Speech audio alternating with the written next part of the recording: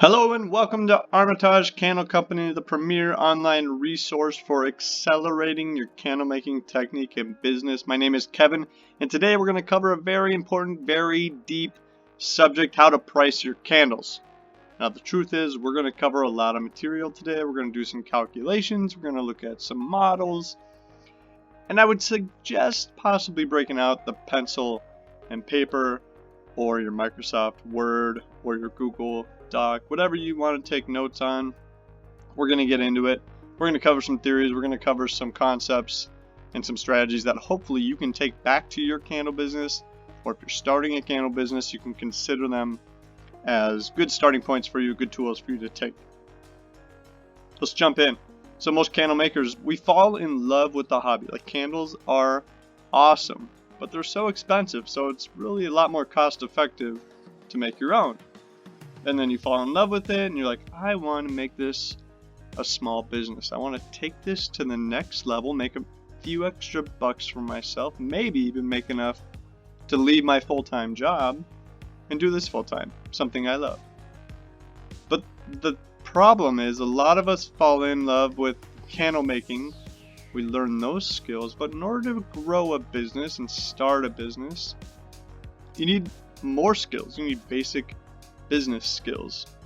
And really the most critical of those is pricing, the ability to understand a market, to create a product, and then sell it for a price that someone in the world will pay for it. Every sale you need has to support your business though.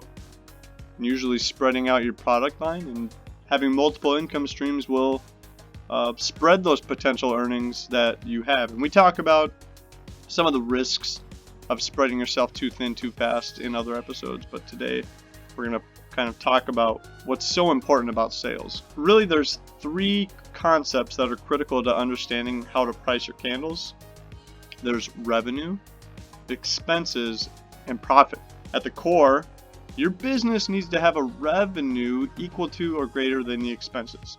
Like, it makes sense, right? If you're selling a product, you need to make sure that the cost that it takes you to get to that point, that you're paying for that. And the only way to pay for that is to sell something. So you have to sell it for enough value to cover your costs. And you can look at it at a chart like this. But on the left is revenue, and revenue can be split into two categories. And this is the highest possible level. But there's expenses, everything you paid out of your pocket to have there. And what's left over from that revenue is the profit. So let's talk about revenue. Revenue is the amount of money a customer pays, in this case, to receive their candle. For instance, if they were to pay you $20 and they didn't pay for shipping, the revenue would be $20. If they paid $15 and they paid $8 for shipping, that money still comes to you. The revenue is $23. So no matter how you cut the shipping. Okay, let's talk about expenses. This is the amount of money you pay to create and deliver the candle. And it's very complex. There's a lot of theory and philosophy and schooling and bookwork and courses that you can talk about business expenses. We're going to cover just some of the most critical concepts, at least at a high level today. But let's do an example. If you need $12 to make the candle, and then you pay $5, let's say you use pirate ship or the United States Postal Service, and you pay $5 to ship it, your expenses are about $17. If it costs you $5 to make it and $3 to ship, expenses are about $8. Doesn't matter what the customer does or doesn't pay for. Expenses represent your costs, not profit. This is what we all work for. This is what we're living for. Everything left over after the expenses are paid from the revenue. It can be negative if your expenses are greater than the amount that your customer is paying you. What you do with that is up to your business strategy. Entirely different episode. So blowing this graphic up a little bit more, we can talk about revenue. It's the amount paid you by a customer. Expenses are everything you paid to provide that customer the product or service. And then the profit is everything left over, or the difference, if it's negative, between your revenue and your expenses. Just the highest possible level. So the average price of your candle should match your expenses, right? Just makes absolute sense. The average price should match your expenses. The reason for that is, if you're not charging enough to cover your materials, and your overhead, you're going to run out of business real fast. How do you calculate your expenses? Well, really, we can organize expenses into two categories. There's the materials that go into it, and a lot of education is out there on the material costs. We'll cover that here too. But here's the part that a lot of people are missing: overhead. Overhead is a very real expense. Let's focus first on calculating that materials cost. So material expenses are the raw supplies required to create a single unit of your candle. This could also be a wax melt. This is all the raw supplies that you pay for, not only the actual supply, but to ship it to your workshop. This includes the cost of every component in that product. This includes the shipping. And this isn't you shipping it to a customer. This is you paying for shipping from a supplier to wherever you work from. Now, if you're fortunate enough to live near a supplier and you can drive to them and pick materials up from them, that's even better. You'll see that in a little bit. Most common material expenses: fragrance oil, wax, dye, wicks, containers.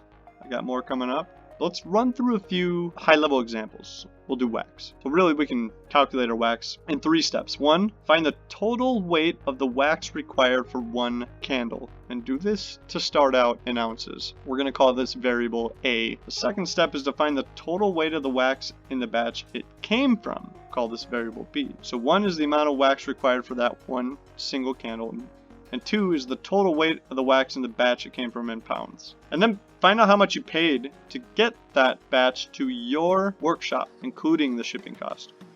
And the wax material cost per candle is going to be the total weight of wax required for that candle multiplied by the amount you paid divided by the total weight in the batch. So an example, let's say that a candle you make requires 8 ounces of wax, and you buy 50 pounds of wax from a supplier. And you paid that supplier $60 for the wax and $12 for shipping, making a total payment to the supplier of $72. So even though the wax was only $60, it really cost you $72 to receive that, to work on it. I'll pop our step-by-step process over here. If we pull that out, the total weight A is 8 ounces, right? Each candle needs 8 ounces of wax. The total weight in that batch, when we bought it, was 50 pounds, and it cost $72. So if we plug that into our equation, the amount of money every candle requires for wax is 72 cents.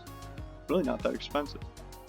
You'll see shortly that fragrance oil is really the most expensive part. Well, let's do it right now. So to calculate your fragrance oil material expense, it's going to look really close to the wax calculations. We'll find the weight of the fragrance oil required for 1 candle in ounces. Call that D. Total weight of the container it came from. And then find the total amount you paid. Sometimes you buy multiple fragrances together. You may even bundle the fragrance and wax. Just distribute that shipping cost as you see fit. And our final equation is going to be D times F divided by E. No conversions here because most of the time everything is the same, ounces and ounces. Alright, let's do a quick example with fragrance oil. So let's say that your design requires 0.8 ounces of fragrance oil, and you bought it in a 16-ounce bottle. It's pretty typical. And you paid the supplier $20.95. Well, looking at our steps here, if we pull out our variables, we have D of 0.8, E of 16, and F of 20.95. And plugging that into the formula, we end up getting $1.05 of fragrance oil per candle. Now, note that that's higher than the wax. That's because fragrance oil is worth more than wax on the unit basis of weight. Not too uncommon. Now let's talk about wicks. So most candles, actually I think by definition every candle has a wick. The first step here is find out the amount of wicks you need for that candle, usually 1 or 3. Find the total number in that batch or bag that they came from. Then find the total amount paid for that to show up in your workshop. We'll call those variables G, H, and I. And our formula looks pretty similar. It's going to be the amount of wicks multiplied by the amount paid divided by the number in the bag. So if we run a quick example here, if your candle uses 3 wicks, you bought a bag of 200 wicks, and you paid $14 for that to show up. Pulling our calculation over here, we have G of 3, we have 200 in a bag, paid $14, plugging that in, 21 cents to wick that candle. That's about 7 cents per wick if you're keeping up. Okay, so how does this all come together? Well, there's a trend. If you want to find the unit cost for something, and this is really how you can apply this to any supply that you're using in your product line,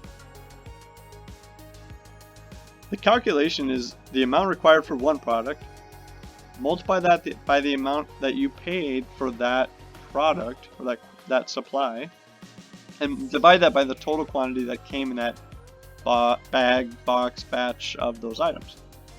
Really important to note that the units of the amount for one need to match the units that you're using to measure the total quantity. So if you are measuring in ounces, you need to divide by ounces. If you're measuring in the per each, you need to divide by per each.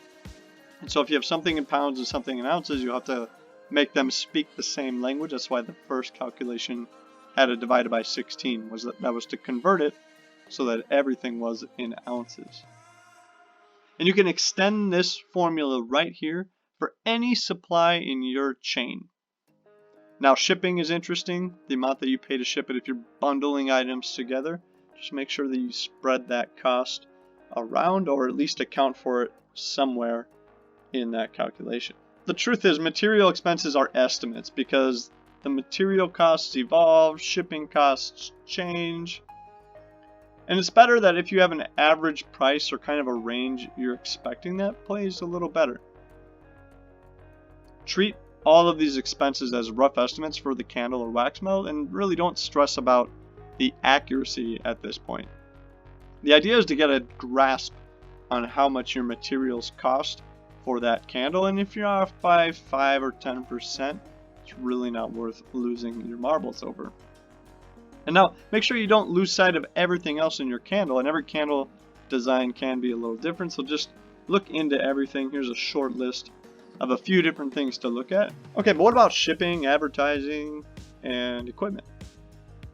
Well, that falls into the other half of the expenses, what I'm calling overhead. There's more that goes into your candle than just supplies. If your revenue matched only your material expenses, you would eventually run out of money because you're paying for overhead. This is a hidden cost sometimes, harder to tie directly to the product. Some of these items that you can't really calculate on a per candle basis are equipment. If you have a website and you're paying hosting fees, if you're paying for insurance, they don't make you pay per candle. If you're running advertising, or you have credit card fees, or maybe you registered your business, anything that you have for research and development, there's a lot of other items that fit this category. It depends on your business. They're usually easier to quantify over a period of time instead of per candle. What am I saying? I'm saying you should calculate these expenses over some defined period of time, like a month, for example, or a quarter. How do you start? If you're into accounting, this is known as period costs. So let's calculate some overhead. 3 steps. First, list everything you pay for that isn't a material expense. Don't include your time. We'll get to that in a little bit. But list everything that isn't a material expense. I started you off with a few in the previous. Decide which period of time makes sense for you to calculate. For most people, a month makes sense. It's easy to wrap your mind around 31 day period of time. And then transform everything in that list into how much you pay for it per month, or if you use a different timeline per week, for example, make sure you convert it to a per week basis. Let's look into a few common examples of overhead items and how to calculate them, and I'll show you what I mean when I say put them into a per time period cost. So insurance, typically you pay annually or monthly for this. Let's say that your insurance costs $450 per year. This is equivalent to $37.50 per month, and we'll put that in our list. Let's say you have website hosting fees. These can vary a lot depending on what you're doing. Let's say that you pay once every 3 years for your hosting. Well, this could be, let's use $600. Pay $600 every 3 years. This is equivalent to $16.67 per month. That's just 600 for 3 years divided by 36 months. Okay, advertising. Pretend you pay for ads across a bunch of different areas, Facebook, Instagram, and you pay on an average daily basis. You have a budget. Let's say you have a budget of $450 a day. That is about $137 a month. And note, I didn't multiply it by 31, I multiplied it by 365 to do a full year, and I scaled it back into the per month from there. Okay, equipment, just one piece of equipment, a common one, heat gun. Well, they're not very, you don't buy heat guns for every candle. In fact, you may only buy a few heat guns in your entire candle making career. They are an asset, and there are ways to treat your assets. But let's just, for the sake of example, call that an overhead cost. And you say, this will last me 6 years. Well, let's say it costs 35 bucks. If you say it'll last 36, or if you say it'll last 6 years, that's about 49 cents a month, and that's a really rough estimate because it's kind of hard to tell how long that's going to last. Some shops prefer to say, I have an annual equipment budget. Instead of going so specific into saying it's a heat gun, just saying, yeah, I think I'll spend about this much on equipment this year, or this is how much I will limit myself. And that's a much easier number to digest into your overhead costs. If we have our overhead and we have our product costs, how do these talk together? How do we do this? Well, we're going to take our overhead costs and we're going to fold them into the price of the product. Because remember, at a high level, we want all of our expenses to be paid for by our revenue. Anything left over is profit. Well, there's a lot of ways to do this. Here is one. For a given period of time and for every item in your product line, do this. Determine your materials cost. We just did that. Then estimate the number of sales for that product over some period of time. We'll call that B. Then find the total material cost for that product. So the amount of materials you'll pay for materials over that time period. And then add all of them together for the entire product line. And then we'll take that overhead and we'll allocate it across the products.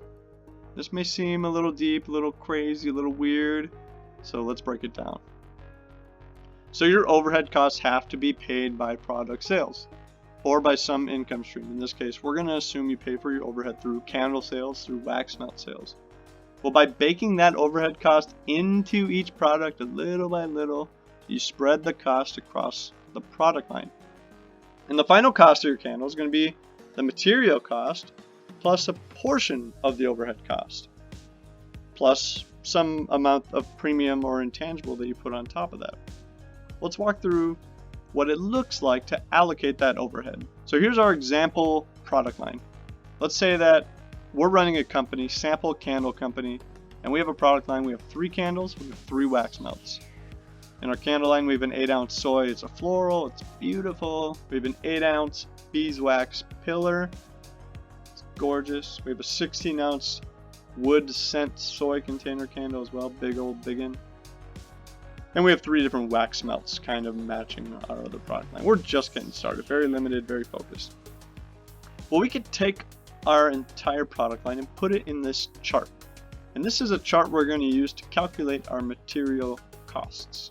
And we're going to fill in one column at a time. So first we have our item here, and we're going to look at a 1-month period. That's the period of time that we decide makes the most sense for our business. We're going to operate on a monthly budget. We want to understand that. So 1 month.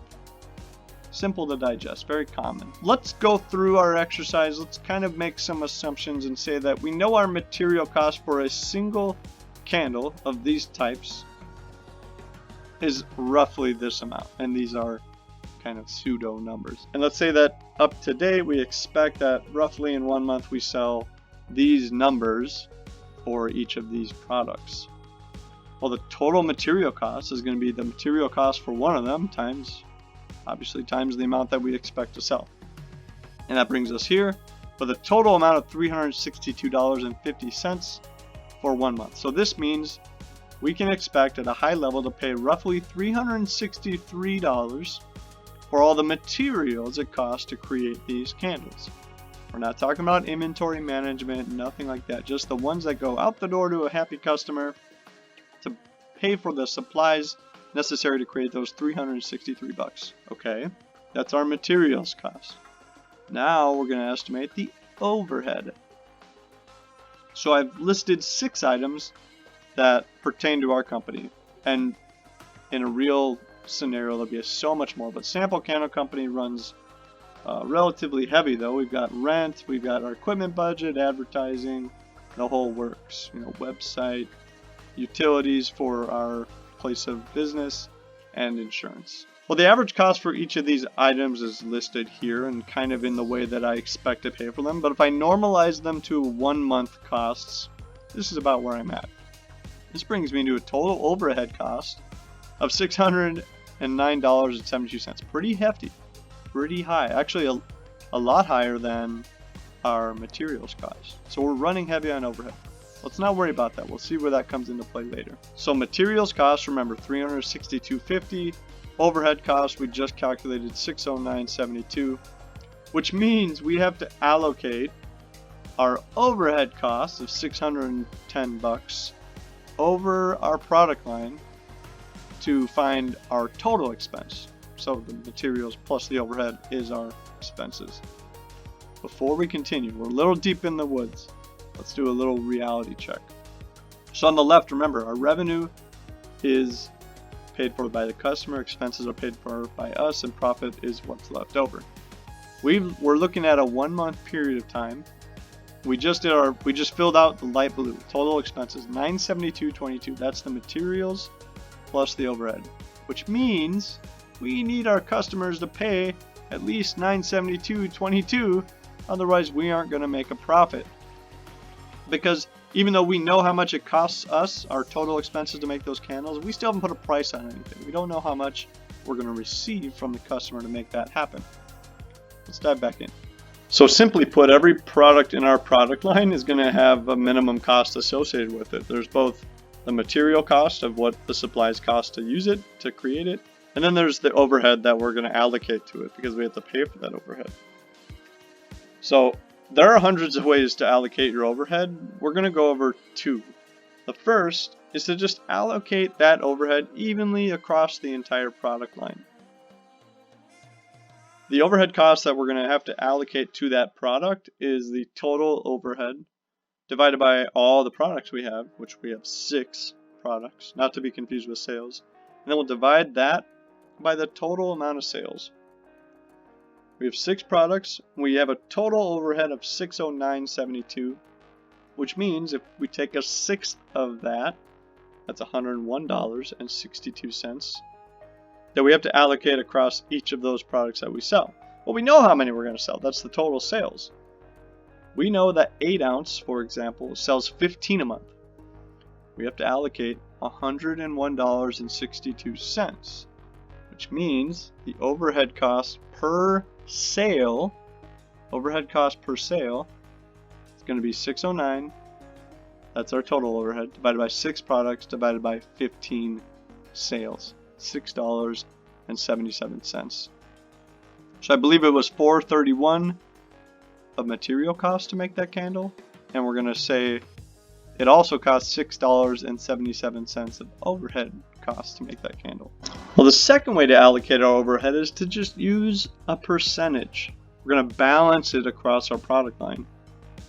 So we'll take the total overhead cost, we'll multiply it by the allocation percentage for that product, we'll divide it by the total sales of that product. So if we have 6 products, we know our total overhead is $609.72. Every one of those products is going to receive a portion of the allocation, and that total allocation should add up to 100%. So what are we saying? Well, that same 8 ounce soy container candle sells 15 a month. So if we say that we're going to take 20% of our overhead and pay it through that product, no matter how many sales it gets, well, with 15 expected sales, we're going to add $8.13 of overhead, because we're going to take 20% of our overhead and pay for it with 15 sales of that product.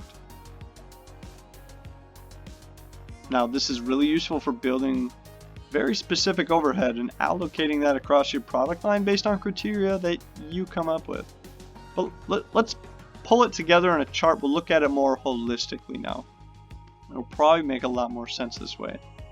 So looking back at our material cost chart here, we've got the material cost in A, the expected sales in B.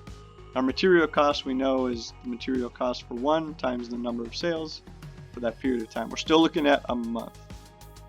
Well, if our total overhead is $609.72 and we decide we're going to allocate some percentage, we come up with that here. These numbers are relatively made up, and it's important to call out how big our overhead is for how small our candle sales are. But looking at this, we have a fair allocation. It adds up to 100%. Now the allocated overhead cost will be the percentage times the total overhead divided by the number of sales. And that's going to be the unit amount.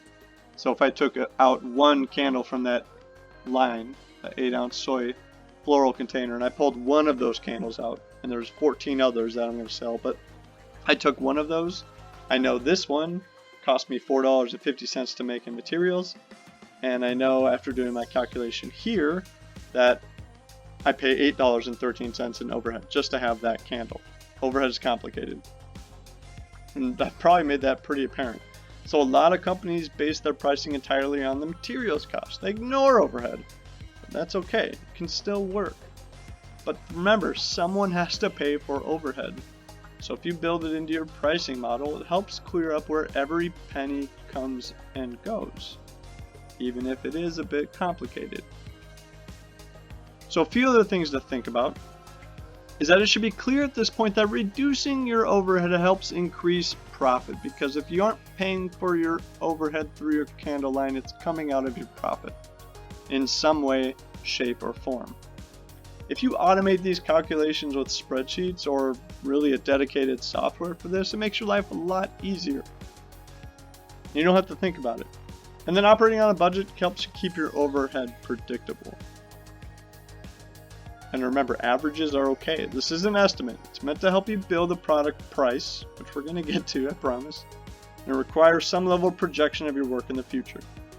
How do we know there's going to be 15 sales? We think there's going to be 15 sales. Historically, it shows that we make about 15 sales this time of year. So it's best to work on an average and just be okay with that.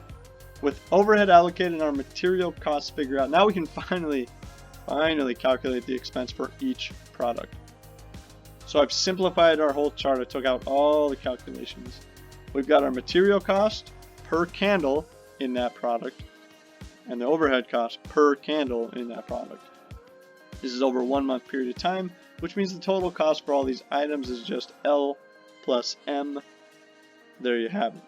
So the fruity clamshell is $1.60 in materials, and the way we've allocated our overhead, we expect to pay roughly $2.61 for our overhead per clamshell, which means that our total expense, our total cost, is $4.21. Now you can see these numbers are frighteningly high for some of this stuff, and that's because overhead can be expensive. Your overhead will grow with the volume of sales, and we had a lot of overhead in our example with a very limited amount of sales shown. So let's talk a little bit about paying for your time.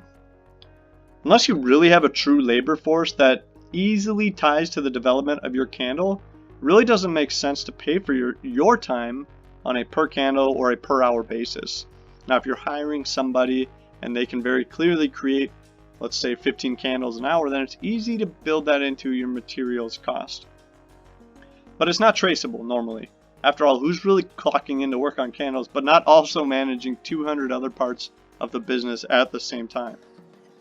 So rather, your take-home pay is better looked at as a salary over the period of time you looked at for your overhead. So if you look at a month, it's better to look at how much your time is worth rather as a salary that you pay yourself. And that's an overhead cost. Just add it as one additional item. For example, You may say, I expect to make $45,000 per year. If I normalize that, that's $3,750 per month.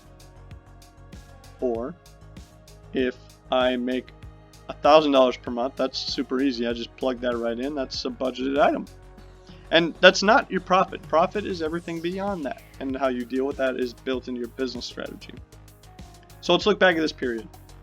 With our numbers, we had 1 month of time.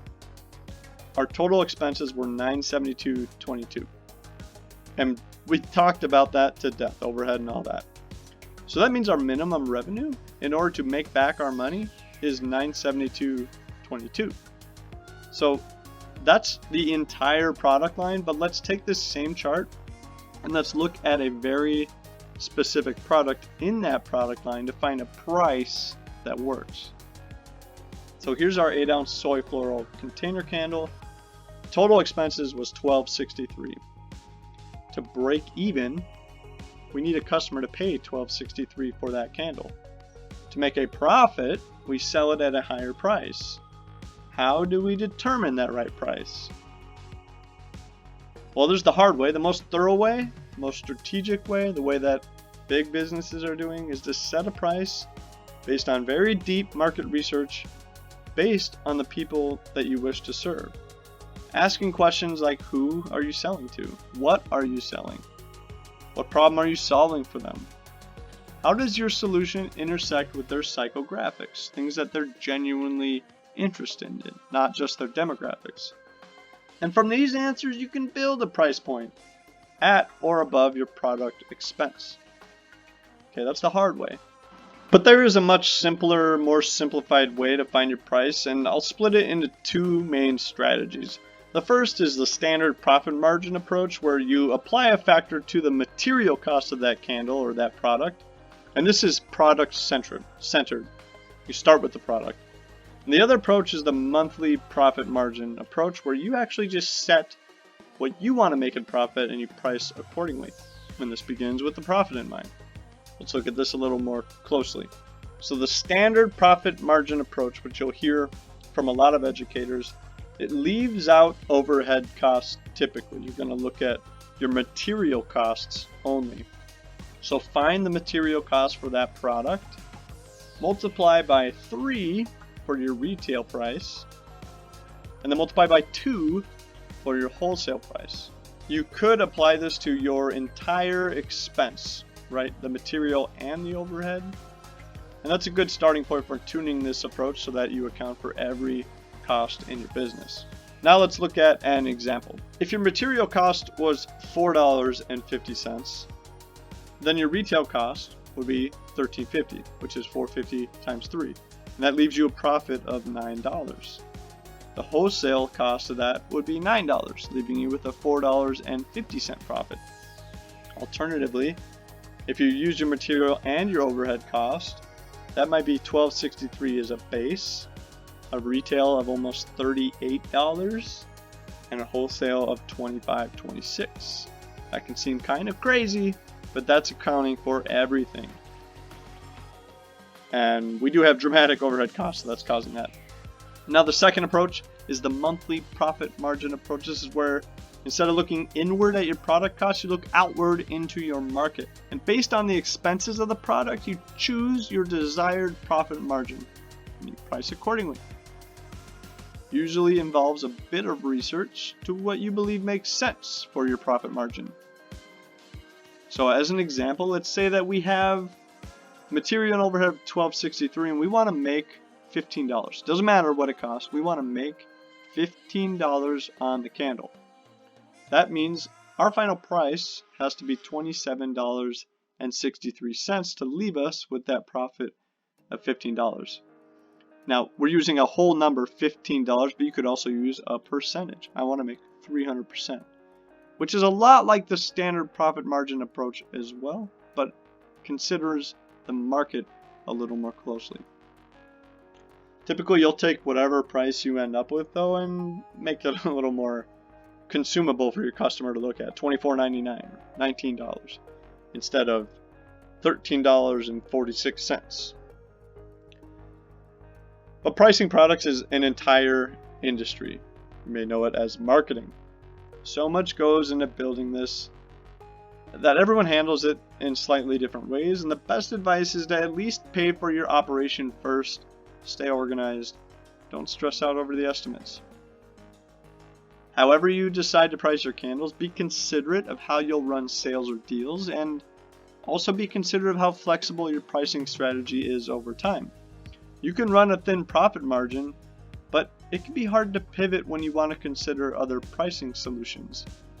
It's hard to run sales that run you in the red with no upside if all you want to do is be a race to the bottom. Racing to the bottom is generally not recommended. So some closing thoughts. I want you to continue to build high quality, ultra valuable products for your people. At the end of the day, no matter what your prices are, no matter who you're serving, make sure you're giving them value and you're delivering on your promise. The price of your candle is an expression of the confidence you have in your product and the depth of understanding you have of your customers' needs and the market. Don't be afraid to have people pay for what you're making. It's easy to walk through Target and see all the cheapo candles on the shelf, which actually work pretty well, but their demographic and their target market is usually a lot different. And trying to compete, you're going to be a small fish in a big pond. So find your people. Find the people that love what you do, love your story, love your products, and give them the best value. Don't worry about selling to everyone. If you're just getting started, you're thinking of going to a business, or maybe you're already running a business, you want to make sure that you meet all the industry standards for your candle designs. What am I getting at? Anything you're selling should be passing the safety test outlined by ASTM 2417, and it's easy to kind of skirt that out of impatience or excitement, or maybe you just haven't even heard of it before, but it's a real thing. It's out there. It's not required, but if you get in trouble, the courts are probably going to ask for proof that you are following the industry standards. And so we've taken this and we've created a template of the burn test, something you can use in your processes, and it's free. It's a PDF. It includes all the criteria from ASTM 2417 and more, specifically for container candle burn tests, and I want you to have it. It's free. It's all yours, and even if you just take it to copy it and paste it into your own process, or as a starting point, or you're just curious what do I mean by that, do that too. I think it's valuable. It's for you, and I want to serve you with that. Just go to armitagecandlecompany.com/burn-test, and it's yours. I want you to have it. You're going to enjoy it. It's got everything in there, and it's very helpful, I believe, especially if you're just starting out and you don't even know how to test your candles. This will lay it out for you real nice. And that's all I have. I hope you have a great week. If you found any value here, give me a like. If you have any questions, leave them in the comments below. I'll get to them as soon as I can. I really appreciate the time we had together, and I hope you take care, and I'll see you next time.